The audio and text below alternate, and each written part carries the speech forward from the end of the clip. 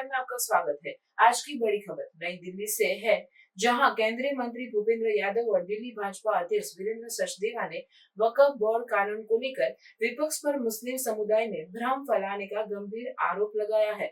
यादव ने कहा कि मोदी सरकार का यह कानून सामान्य मुसलमानों के हित में है, लेकिन विपक्ष इसे लेकर गलत जानकारी फैला रहा है। मेरे साथ आज पत्रकार वार्ता में उपस्थित दिल्ली के हमारे प्रदेश अध्यक्ष वीरेंद्र सचदेवा जी, उपस्थित मंच पर पार्टी के सभी वरिष्ठ पदाधिकारीगण, पिछले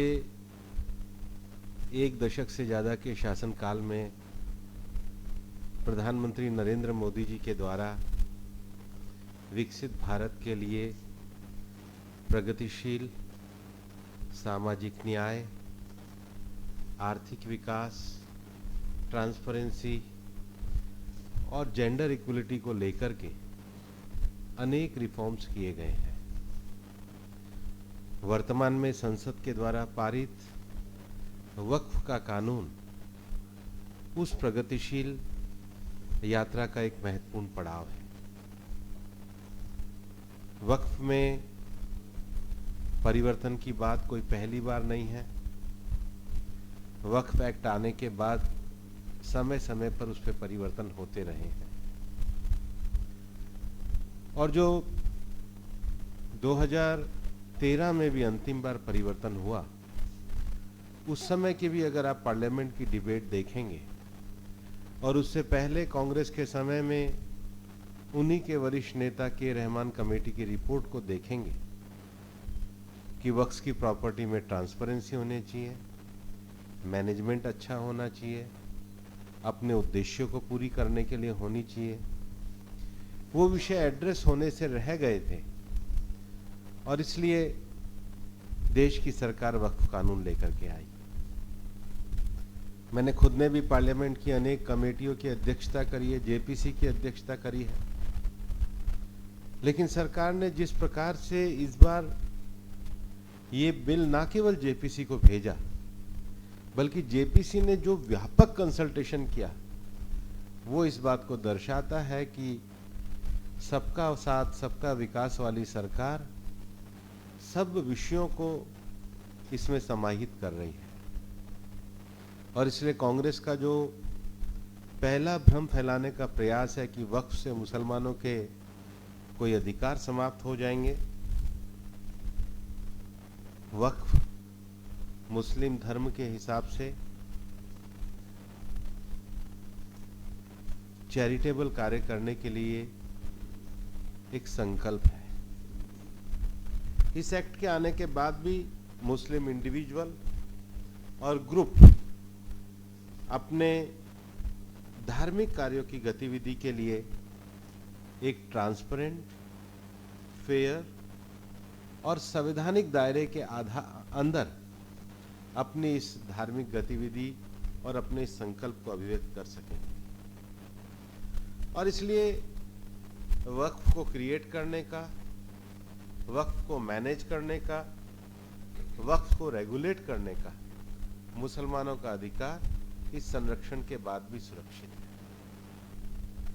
लेकिन जो वक्फ बाय यूजर का विषय है,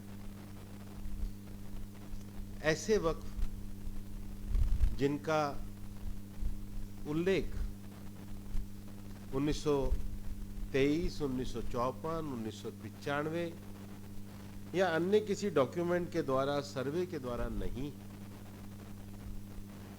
क्योंकि 2013 में जो कांग्रेस इस बिल में कमियां लेके आई थी, उसमें एक बात तो ध्यान में आती है कि अचानक 10 साल में वक्फ की संपत्तियों में 100% का इजाफा, जिसका कोई जस्टिफिकेशन नहीं है। तो ये संपत्तियों का सही तरीके से निर्धारण करने के लिए इस कानून को लाया गया है। हमारे संविधान में धारा 26 में राज्य को ये अधिकार है कि वो कोई भी धार्मिक संपत्ति के प्रबंधन की एक्टिविटी और उसके मैनेजमेंट के लिए कानून बना सके। और इसलिए ये कह देना कि अधिकार ही नहीं है, तो भाई आपने किया था तब क्या था? तब भी तो अमेंडमेंट अधिकार ही था। आपके समय में जो कमेटियों की रिपोर्ट आई, उन लक्ष्यों को तो आपने प्राप्त नहीं किया।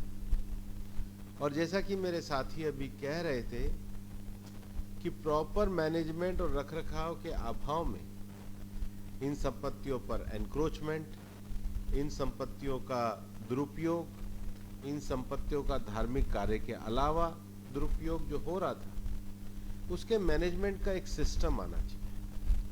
और कोई भी संपत्ति का स्वामित्व का निर्धारण करने के लिए एक जुडिशियल ट्रिब्यूनल की व्यवस्था दी जानी चाहिए। अगर इन संपत्तियों को लंबे समय तक सिविल न्यायालय के रास्ते में अगर उलझाए रखेंगे तो इससे तो संपत्तियों का बेहतर प्रबंधन नहीं होगा। तो सरकार के द्वारा एक ट्रिब्यूनल की व्यवस्था भी की गई। और एक सबसे बड़ी बात है जो इवन कांग्रेस के समय की भी कमेटी में कहा गया था कि जी वक्फ की संपत्ति का डिजिटल देखरेख और रिकॉर्ड होना चाहिए। आज अगर वो सरकार करने जा रही है तो इसमें कांग्रेस को आपत्ति क्या है?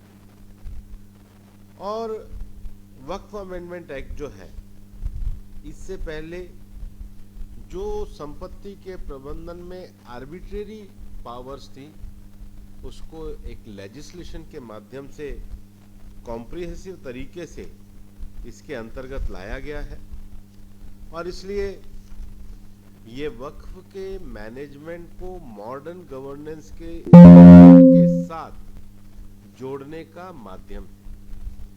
और सरकार की जो एक प्रगतिशील सरकार के नाते लगातार लोगों की संवैधानिक मान्यताओं के लिए, जेंडर जस्टिस के लिए, इक्वल सोसाइटी के लिए और जिस ऑब्जेक्ट के लिए जिन संपत्तियों की परिकल्पना की गई है, उन उद्देश्यों को पूरा करने के लिए सरकार एक सकारात्मक मंशा से इसको लेकर के आई है। हमें पता है और हम देख रहे थे कि सरकार ने सारे विषयों का जवाब इस पूरे एक्ट के माध्यम से दिया, लेकिन ना तो विपक्ष के नेता राहुल गांधी जी ने इस पे कोई भाषण दिया, तो लोगों को पता ही नहीं उनके विचार पक्ष में या विपक्ष में है।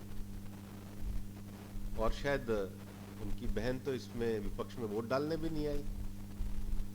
तो हो सकता है कोई कारण रहा हो उनके बिल के बारे में। तो जो कांग्रेस जो परिवार है, वो तो इसमें कहीं थे नहीं। और कौन बोले क्या बोले ये पता नहीं था। लेकिन भारतीय जनता पार्टी ने पूरी प्रखरता के साथ सारे विषयों को रखा। और निश्चित रूप से ये विषय अभी मैं हमारे जो सम्मेलन होने जा रहा है उसमें तथ्यवार भी रखूंगा। और मैं चाहूंगा कि मीडिया के मित्र भी उसमें आए, ताकि हम इस व्यापक जन जागरण के सही तथ्यों को जनता तक पहुंचा सकें। धन्यवाद। इस विषय पे अगर किसी का कोई भाई साहब से सवाल है तो इसको समाप्त करें। Thank you.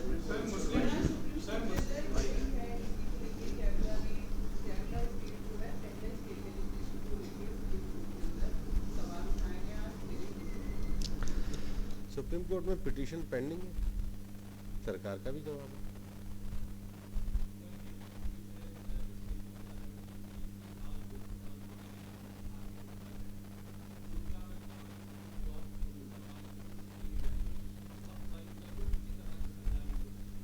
गलत तरीके से समझाने की कोशिश की जा रही है। Thank you. अगर आपने हमारा अभी तक चैनल सब्सक्राइब नहीं किया है तो कृपया चैनल सब्सक्राइब कर लें, लाइक करें, शेयर करें, कमेंट करें। तो मिलते हैं फिर किसी और खबरों के साथ। नमस्कार।